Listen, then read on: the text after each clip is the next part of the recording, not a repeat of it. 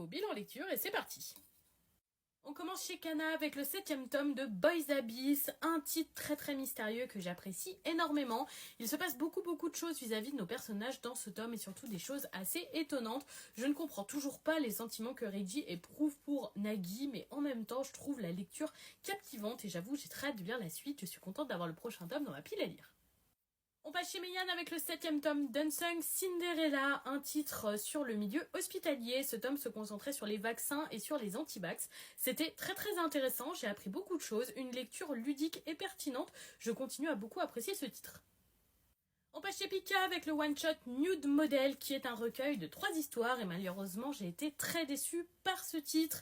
Je trouve que les histoires n'étaient vraiment pas abouties, je suis restée sur ma faim sur toutes les histoires et c'est trop dommage parce qu'elles étaient vraiment intéressantes mais j'aurais vraiment aimé un récit plus poussé. On continue avec le premier tome de Death Game, édité chez K-Books. Un webtoon plutôt original, malheureusement je sens déjà la redondance à la lecture dans ce premier tome et je n'accroche pas trop à notre personnage principal. Dommage car l'intrigue était vraiment différente de tout ce que j'ai déjà pu lire, mais je vais passer mon tour. On termine chez Kurokawa avec le premier tome de Skeleton Double. J'ai beaucoup aimé la couverture qui est absolument incroyable. Vous voyez pas l'effet brillant mais il est vraiment sublime.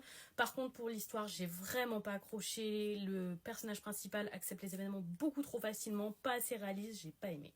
Avez-vous lu cette